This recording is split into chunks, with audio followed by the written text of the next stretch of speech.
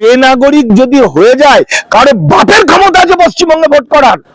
২৭ তারিখে এসআইআর এর রেজাল্টের পর সমস্ত স্বপ্ন ভেঙে চুরমার হয়ে যাবে। তার কারণ যে তালিকাটা প্রকাশ হবে সেই তালিকায় কমপক্ষে ১.৫ কোটি আমার সহনাগরিক, আমাদের বাঙালি সহনাগরিকরা চিরকালের জন্য শেষ হয়ে যাবে। ফলে একটা মানুষ বিপদে পড়লে, বেনাগরিক হলে পরিবারের ৩-৪ জন, ধরুন কোনো একটা মা বা কন্যার পেটে বাচ্চা আছে, তাহলে সেই কন্যাটি বেনাগরিক হলে তার বাচ্চাটা বেনাগরিক হয়ে যাবে। বিজেপির ফায়দা হবে ভোটে। এটা আমি ঘটনাটা তাহলে চোখ বুঝে যদি আমরা এটা চিন্তা করি, তাহলে দেখব যে রাজ্যে অসংখ্য জায়গায়, মানে আমার প্রায় 40% এলাকা পশ্চিমবঙ্গের যেটা হচ্ছে বর্ডার এলাকা, 39 থেকে 40% যদি আমি ভুল না বলি, ভুলও বলতে পারি সামান্য, এবং আমার বাংলা কাশ্মীরের মতো পাহাড়ি এলাকা নয় যে সিআরপিএফ দিয়ে সবকিছু করতে পারবে, কেন্দ্রীয় ফোর্স দিয়ে।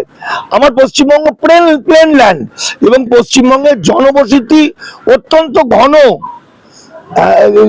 যে কাশ্মীরের মতো অত ছাড়া ছাড়া নয়।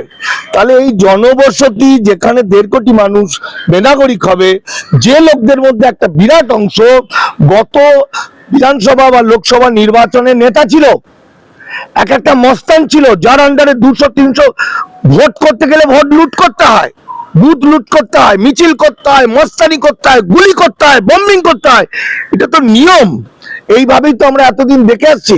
এবার ভাবুন যে ২৮ তারিখের পর থেকে এই মস্তান, এই লোকগুলো, এবার মনে রাখতে হবে এদের এই যে ভোটের সঙ্গে গুলি, বোম, বন্দুক, এটা তো একটা সম্পৃক্ত, তাই তো? সেইগুলো কিন্তু রিকভারি করেনি। এমন নয় যে ২৮ তারিখে রেজাল্ট বেরোবে, নাগরিক বেনাগরিকের তার মধ্যে সব রিকভার করা হয়ে গেছে, বন্দুক কার কাছে আছে, বোম কার কাছে আছে, নেই। তাহলে এই অবস্থায় যখন ওই মানুষগুলো বেনাগরিক হবে, অনেক বড় বড় নেতা, সব পার্টির বড় বড় নেতা, বড় ছোট মাঝারি গেঁড়ে গুগলি যত আছে, বহু লোক বেনাগরিক হবে।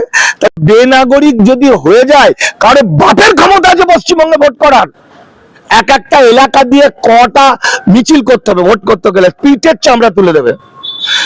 মনে করুন যে কোনো একজন বক্তব্য রাখতে গেছে কোনো একটা পার্টি, তৃণমূলের বা বিজেপির বা সিপিএম এর বা আইএসএফ এর, তো ছাল ছাড়িয়ে নুন দিয়ে দেবে, বুদুম করে একটা বোম পড়বে, গুলি হবে, বডি পড়ে থাকবে। কারণ এটা অস্বাভাবিক সময়। এই যে আমি গবেষণা করছি দীর্ঘদিন ধরে, এবং দামাল বাংলা আমাদের সংগঠন বারবার বলছে, এটা সাধারণ মানুষ এবং পলিটিক্যাল নেতারা বুঝতে পারেনি। যেখানে বাঙালির অর্ধেক মানুষ বেনাগরিক হবে, সেখানে একটা দল ভোট করবে, নাচ করবে, এটা হতে পারে না। ফলত আগামী দিনটা, এই যে ভোট বলছেন আপনারা যেগুলো, আমি বিশ্বাস করি না ভোট হতে পারে।